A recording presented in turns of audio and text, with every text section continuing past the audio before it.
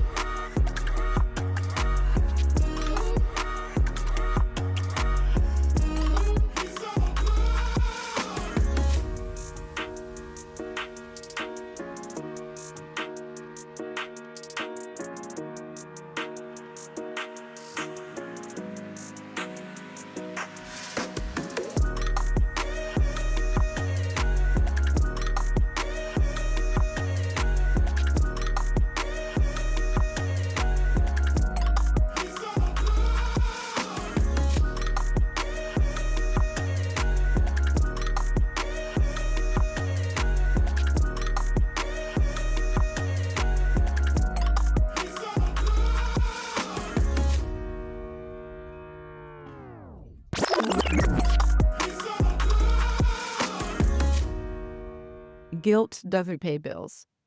The world will give you 100 reasons to be angry, afraid, and exhausted. And some days, it's easiest to just sit in that. I've let the weight of life dim my light many times in the past. I've had to learn that joy doesn't mean everything is perfect. It just means you're choosing what to focus on. So today, we're talking about the sacredness of joy and releasing guilt from feeling it when the world is crumbling. If you've ever been drained, uninspired, or disconnected from what makes you happy, then this episode is for you. Let's figure this out together on The Glo Show. If you're new here, give me a shimmy and subscribe. In the last episode, we talked about the cost of peace and how protecting it takes courage and confrontation and communication. But let's say you created so many boundaries that now no one has access to you. Now you're in this deep state of peace and people can see it. But the guilt starts to creep in. Like, wait a minute, I still see my friends are suffering or stuck in their situations. And I also have removed myself from the responsibility of having to save everyone.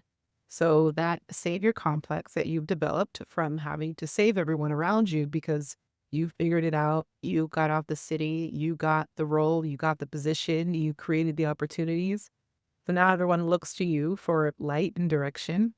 And you're trying to say, actually, I'm in a season where I need to reflect that light back onto myself because I've been pouring and watering and I'm ready to pour into myself again. But then the guilt of all of that self-pouring and that abundance and that ease and peace and flow, you don't feel like you're worthy of it. And it's hard to watch people suffer without you stepping in and saving them. So I want to share a story of even as recently as January of this year, 2025. I was I was in Costa Rica, it was my first time there. It was my 100th country. It was with good friends, good community, just everything was going really well. And that was also the most chaotic season for US politics. And at the same time, I was experiencing this like deep fulfillment and I felt like ashamed and I almost tried to hide it from people.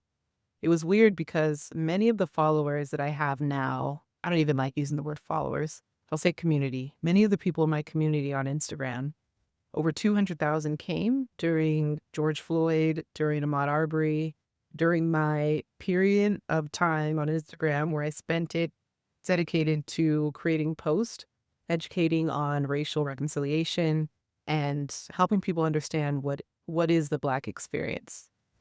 So yeah, it was an interesting period, and I still can't believe that was 5 years ago.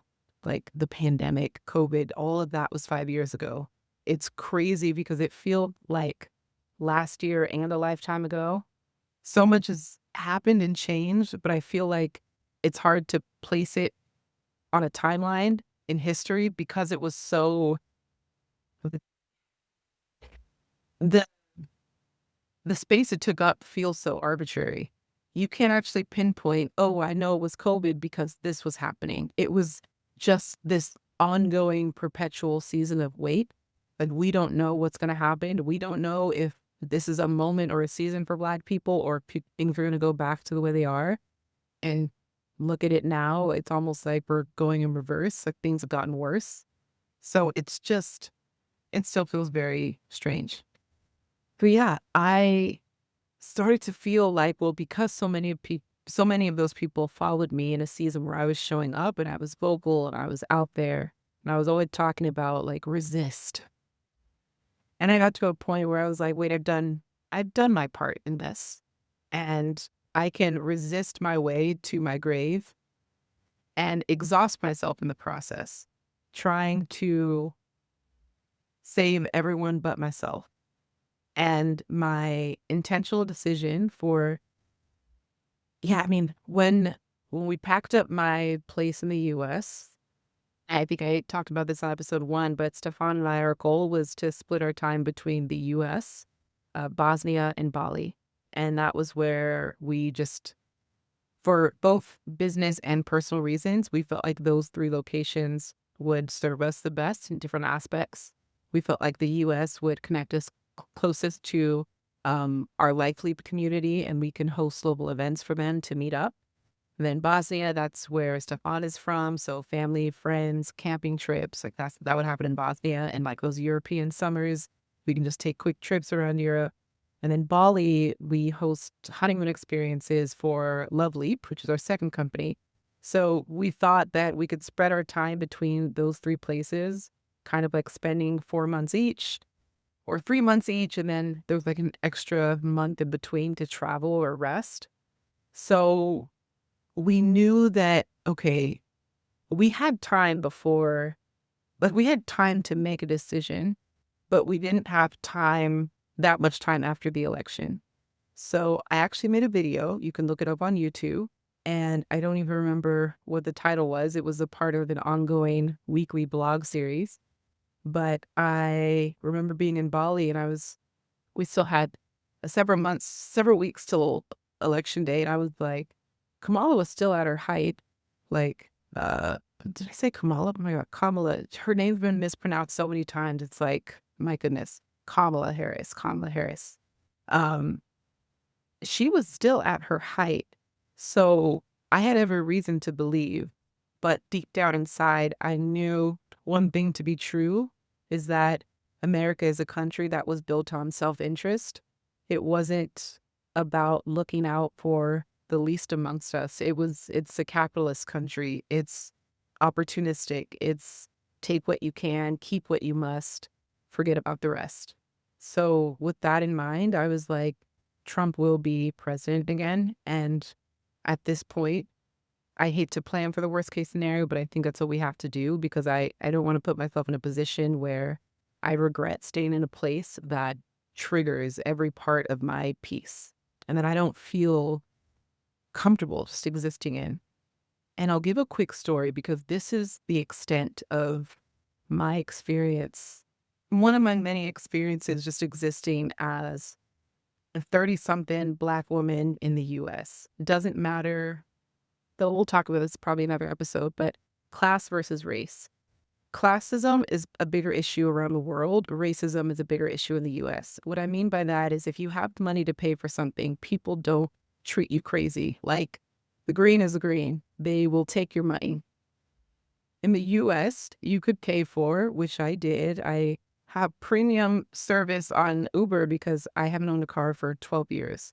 I don't feel the need to drive. I go to the airport and I come back home and I don't enjoy driving if I don't have to. So I knew that I will take this random expense off my list and I will use that for travel.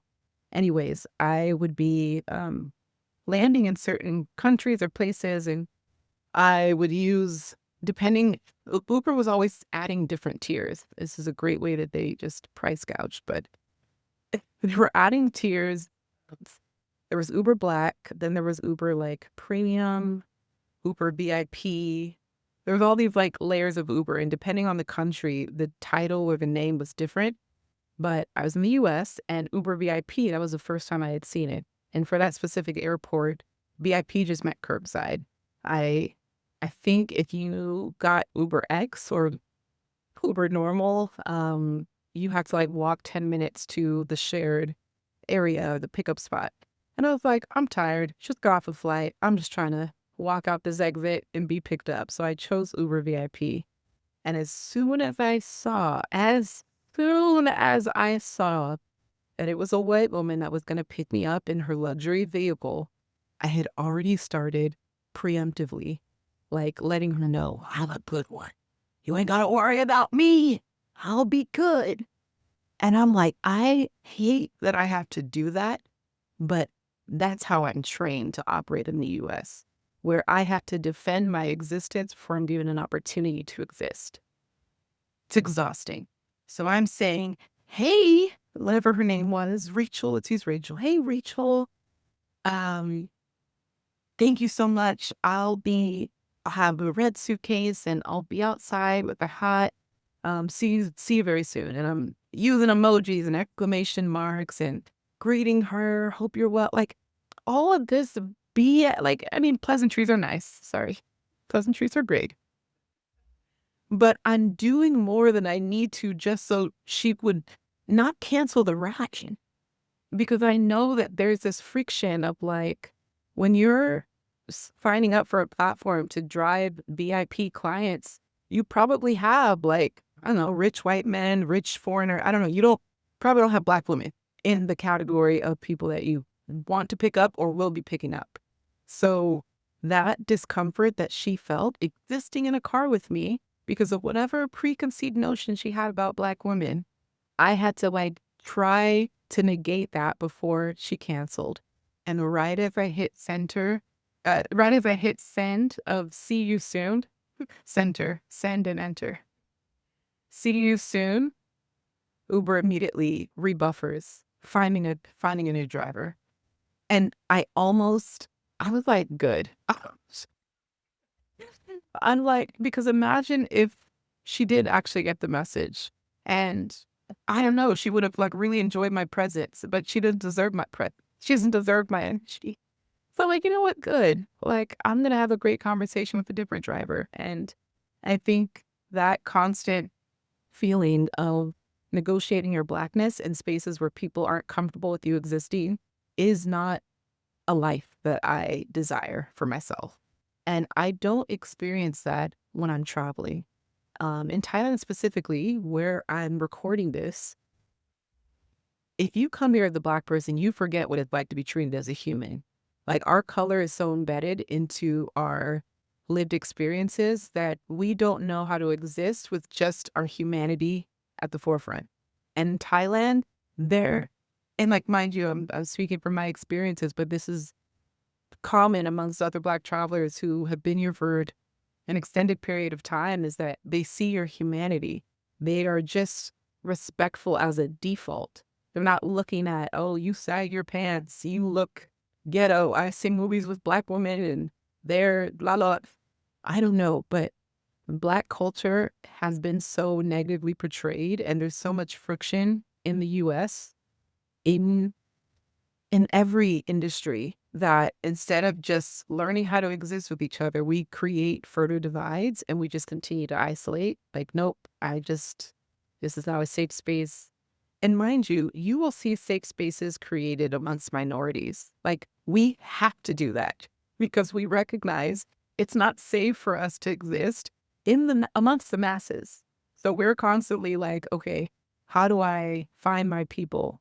And it's a big reason why I created Global, which is my community of Black women of faith who love to travel, because I recognized, oh, there's not enough spaces for us to build sisterhood while we're traveling around the world, but also find ways to give back to local communities and doing it in a way that honors our past, our history, our shared stories. And it's just such a beautiful thing. So yeah, I'm always like mindful of what safe spaces can I create for things like that. So if you're interested in learning more, you can always go to glowgraphics.bio to check out and apply. But I wanted to share that story just as a precursor to the guilt of like, man, where do I feel the most joy, and how do I find ways to uh, not hide like who I am from other people. And joy isn't just a circumstantial feeling. I know that despite whatever would have happened in that car, I still have a joyful spirit because I know who I am, and someone's behavior towards me doesn't change the core of my character. And it's a constant decision. Our world profits from our anxiety, our doubt, and our distraction. So know that you being joyful is an act of resistance. And I had to learn how to lean into that. Because if I know that I don't want to live in a country that doesn't make me feel safe, then we came and we moved to Thailand and we're in Bosnia. And I felt guilty. I almost like didn't share the story. I didn't even make it a big deal on Instagram of like when I officially left. And I didn't make it a big announcement either. I made a couple posts like teasers, but I never really, hello, this is the big life update. And it was because I was afraid to share my joy. So tip number one, joy doesn't just happen to you. You have to create space for it. So if you feel like, okay, well, I don't know how to find my joy again, and I'm like waiting for it to come into my life, you have to find opportunities to put yourself in situations where joy can be curated, where joy can be even orchestrated, where joy can be prioritized.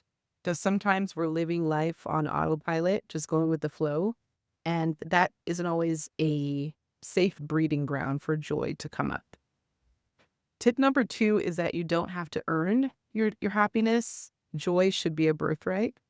I want you to feel like you have access to happiness every single day because you're choosing to believe, wow, I'm alive. Believe. You are. You're choosing to honor the fact that, wow, I'm alive. And wow, I have these limbs and I have these lungs and I have food on my table today. And I have a friend that I can call and chat with, or I have this show on Netflix that I love. You have opportunities to access different things that remind you of how well you're doing, that life isn't all that bad. And if you can't find joy in this current state and season, it's going to be hard to find it later when you get all the things that you're chasing. Because if you don't have joy or contentment within you now, it's not going to come with a higher income or a bigger house. So cultivate it in every season and it will stay with you. Okay, tip number three is find the micro joys. So you don't need a huge breakthrough. Those small moments really add up.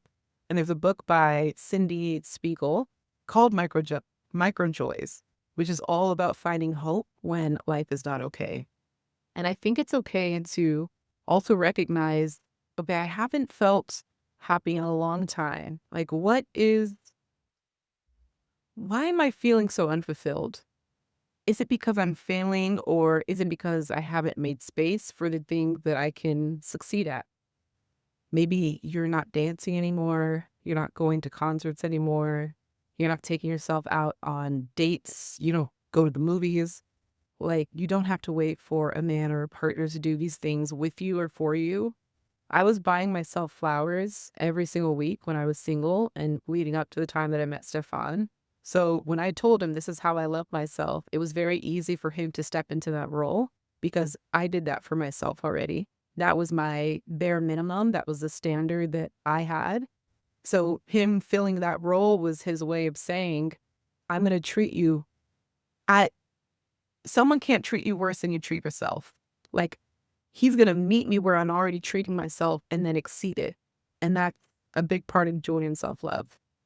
Okay, so your assignment, I want you to make a joy list. You're going to write down 10 things that make you feel alive. And then open up that calendar and like block out time to actually do it. We talked about this on a couple episodes ago, but your calendar will show you your future. If you are not intentionally creating space or time to do the thing that you say you want or do the things that will fulfill you, then it's hard to believe that you're actually desiring change. Okay, Nigerian proverb. This one is a good one. Even when the monkey is in silk, it's still a monkey. Even when the monkey is in silk, he's still a monkey. Even when the monkey is in silk, still a monkey. Translation. External success or outside circumstances don't change your true nature. So joy has to come from within. If you are relying on circumstantial happiness, that is not true joy. True joy is in this very moment, looking inside and saying, cool, I got this, I got this. I might lack this, but this here is enough. That enoughness is where so much joy can be created and cultivated. All right. The scripture for this episode is from Nehemiah 8, verse 10. We're going to read from the NIV version. Do not grieve, for the joy of the Lord is your strength. Now, I want to preface, grieving is healthy. I do believe that there are moments where you should allow yourself to grieve, but put an expiration date on your grieving, because having joy in who God is, the only most stable thing in your life, God is the same today, yesterday, and forever. So if I am putting my joy in things that will change, that's a very unstable way of sustaining happiness.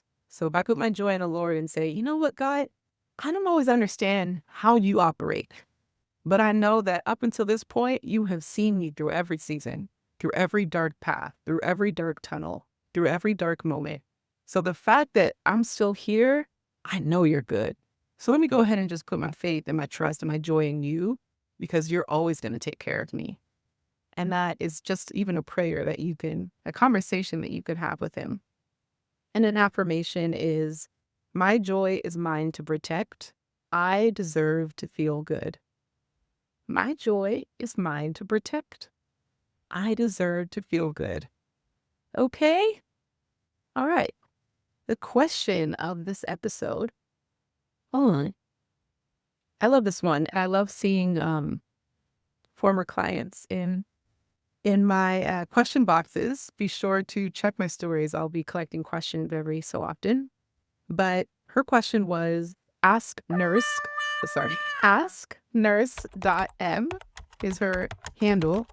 And she asked, how do you keep your content simple without watering it down? Ooh, that's a good question, because I feel like I'm still on that journey. Okay, so first tip I have is that I just keep a long text chain of ideas to myself. You can do this in a really formal way on Notion, and I've loved Notion for probably like 5-6 years, but I find that just texting myself an idea is easier to reference and easier to document. I don't always have the capacity. This sounds crazy. It's blame my ADHD.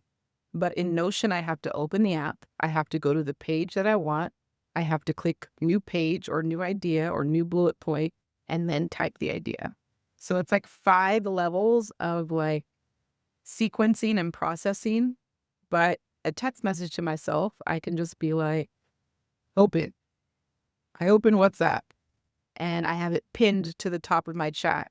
So I open my chat, I type the idea, I send. And before I type the idea, I write the word idea so that if I'm searching for ideas, I can just search idea and all of them will pop up. I type myself a lot of things, so I'll always put an SEO friendly term to make it really easy to find whatever it is I'm looking for. So that has been helpful for me. I also like to try different formats because I want my content to feel like flow, not like force. So if something is trending, I'm not like, oh, I gotta do it. I don't follow trends. I create my own. And that keeps me in this state of alignment. And I never feel like I'm behind. And I think the internet will always do what the internet does by forcing you to adapt to the way people's, attention spans are and fleeting attention. And just you will get caught looking like a circus trying to keep up with all the things the algorithm has you tap dancing for. But I want to continue to enjoy this. I'm 24 years into being on the internet and creating content and doing digital storytelling. And I think what's allowed me to sustain myself and create longevity from the beginning is that I only talk about things that I was actually passionate about and actually excited to share. So I don't talk about something out of an obligation or a sense of like, oh, this is trending, let me jump on the wagon, because that won't last. And you might still want to try out different things that you're not sure you'll enjoy, and that's also okay. Um, Another thing to remind yourself when it comes to the format, if it's heartfelt, try to do it on video.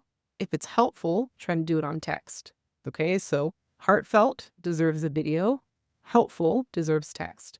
So you're not always forcing yourself to be on camera or be camera ready, but you can just find text carousels or quote cards on Canva and design your own way of talking to your people. Cool. Okay. Last tip is trusting that your people will find you. Trusting that your people will find you. If you are always saying or believing that, I'll never grow, or if I speak too smart, I won't reach my people, or I feel like I gotta dumb myself down to reach the masses, which is a very true concept. The average English speaker, not just in the US, but around the world, speaks at a fifth grade level or lower. So if you are trying to reach a global audience, that means you yourself have to speak and communicate at fifth grade level on average. And if you're not willing to do that and you're saying, I want a more intelligent audience, or I want people that they can banter at a high level, or it's a very niche place in the internet that you actually don't want to have hundreds of thousands or millions of people infiltrate, then finding your quirky corner. And a quirky corner is something that you do that someone else can't duplicate because it's so uniquely you. Maybe you have, I don't know, like you have a dimple. And so part of your opening is that you're like, you gotta see this on video, but I want to say screwing your dimple. That sounds so wrong. Gosh, we're at the end, aren't we? Okay, so you're doing something with your dimple, and that becomes the unifier because now you've created a community for people with dimples. And so you all, what is this example? I'm so ashamed. So that you're all bonding over the dimple screwing, and it gets worse. And it might keep going, it just keeps getting worse. All that said, your people will find you. They exist. Find your quirky corner of whatever it is that you do, whatever it is that you like, whatever it is that you are, and like lean into that. A lot of my podcasts and how I talk, there are things that even the fact that I upload my video podcast to YouTube completely unedited is crazy. And it's kind of quirky, but that I want people to see the totality of who I am, not just like the hyper polished version. And if you're listening on audio, you are getting a polished version. So again, rooting and begging for you to come over to YouTube. But yeah, that's my way of creating my own quirky corner. So people can feel like they're actually having a sit down conversation with me in my living room versus this hyper optimized, cut out all the dead air, no dead space, like, no one talked like that in real life. And if someone did, I would walk away because that is hard to communicate with. If they're always just like, breathe, breathe. Like, it's okay to breathe in between your sentences. And if people don't have the patience for you to breathe in your videos, they're not for you. Let them find your 15-second clips, okay? But whatever it is that you do and whatever it is that you like, there are people that exist today that are willing to stick around and be with that version, okay? All right, y'all. That was amazing. I really enjoyed that episode. So tag me on IG as always with a lesson at Glo Graphics, GLO Graphics. Rate and review if you enjoyed, only if you enjoyed, okay? And share with a friend. I will see you next time. Thank you for joining me on The Glo Show.